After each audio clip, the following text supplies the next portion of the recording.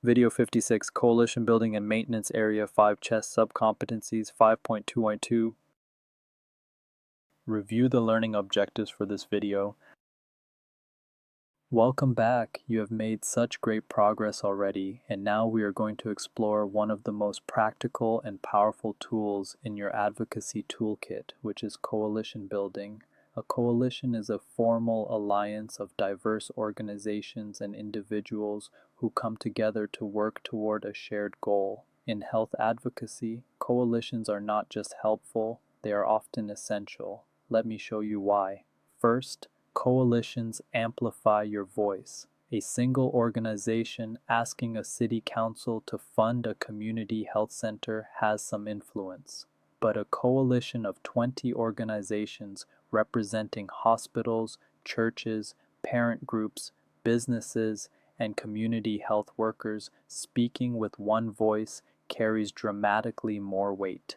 Numbers matter in advocacy, and coalitions demonstrate broad community support. Second, coalitions share resources. No single organization typically has all the expertise, funding, staffing, data, and community connections needed for a major advocacy campaign. A coalition allows each member to contribute their unique strengths. A university partner brings research expertise. A grassroots organization brings community trust. A healthcare system brings clinical data and credibility.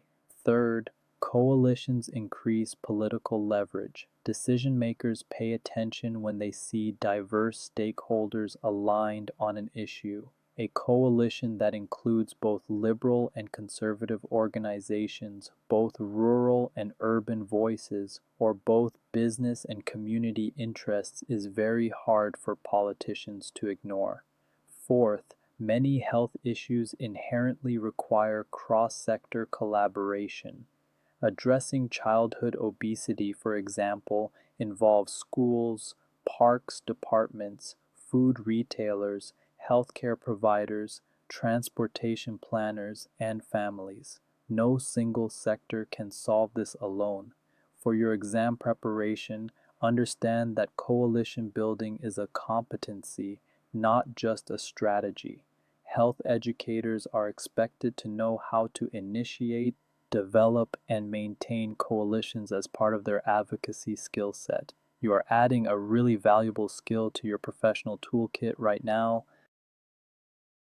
Now let us talk about a model that you are very likely to see on your exam, and one that will genuinely help you understand how coalitions grow and evolve. This is Tuckman's model of group development. Bruce Tuckman proposed this model in 1965, and it has been applied to virtually every type of group, including health advocacy coalitions. The first stage is forming. This is when coalition members first come together. People are polite, cautious, and getting to know one another. There is often excitement about the shared mission, but also uncertainty about roles, expectations, and how the group will operate. During forming, the coalition leader should focus on building relationships, clarifying the coalition's purpose, and establishing initial ground rules. The second stage is storming. This is the stage where conflict emerges, and here is something really important for you to understand. Conflict at this stage is both natural and necessary. Members begin to assert their own organizational interests, disagree about priorities, challenge leadership decisions, and struggle over power and direction. Many coalitions fall apart during storming because members mistake healthy conflict for dysfunction. Effective coalition leaders normalize conflict during this stage and use it to strengthen the group's foundation. The third stage is norming. After working through conflicts, the group begins to establish shared norms and expectations. Trust develops as members see that the coalition can handle disagreements constructively.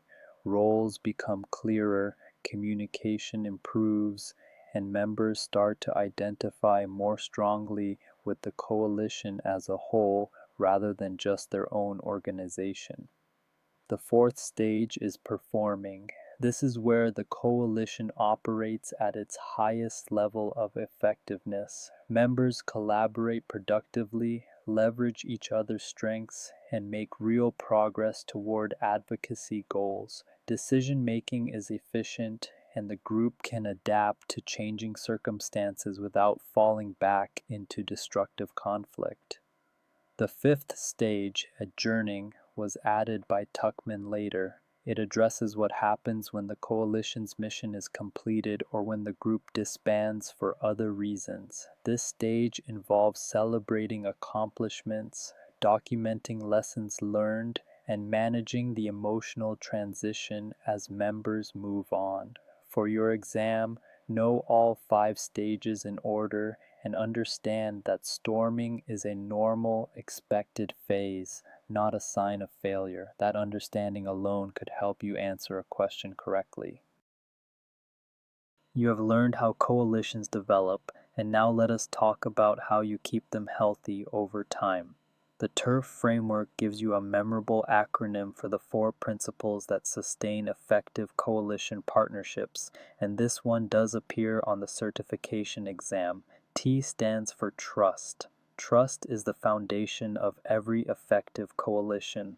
It is built through transparency in decision making, consistent follow through on commitments, honest communication even when the news is bad, and shared governance structures that give all members a voice. Trust is earned slowly and lost quickly. Coalition leaders must model trustworthy behavior and create systems that promote accountability. U stands for understanding. Each member organization joins the coalition with its own mission, values, constraints, and internal politics.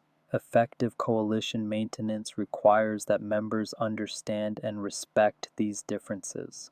A small grassroots organization may not have the staff capacity to take on the same workload as a large hospital system.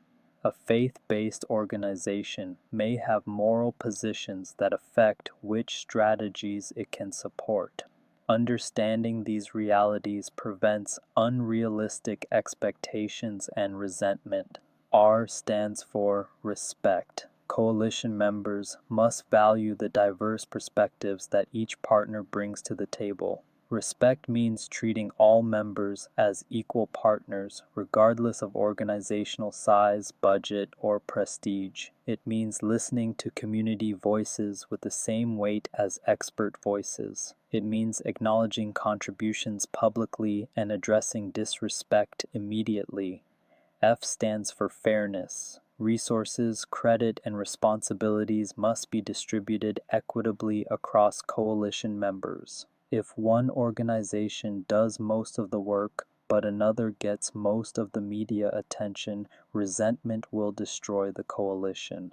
Fairness also means ensuring that the benefits of successful advocacy are shared among all partners, not captured by the most powerful members. Here is how to tie it all together for your exam. Remember TURF as the maintenance framework that complements Tuckman's developmental framework. Tuckman tells you how coalitions evolve. TURF tells you how to keep them healthy. You now have both pieces, and that is a powerful combination. Well done. Read the scenario stem aloud. Give students 30 seconds to consider options before advancing. The correct answer is B. This coalition is in the storming stage. The conflict over strategic direction, power struggles between members, and threats to leave are all characteristic of storming. This is a normal developmental phase, not a sign of coalition failure. The coalition had initial productive meetings, forming, and is now experiencing the natural tensions that arise when diverse organizations try to align on specific strategies. The health educator should normalize this conflict and facilitate constructive discussion rather than viewing it as a crisis. Norming would involve resolution of these conflicts into shared norms. Adjourning occurs after mission completion, not during internal conflict. Summarize the key takeaways.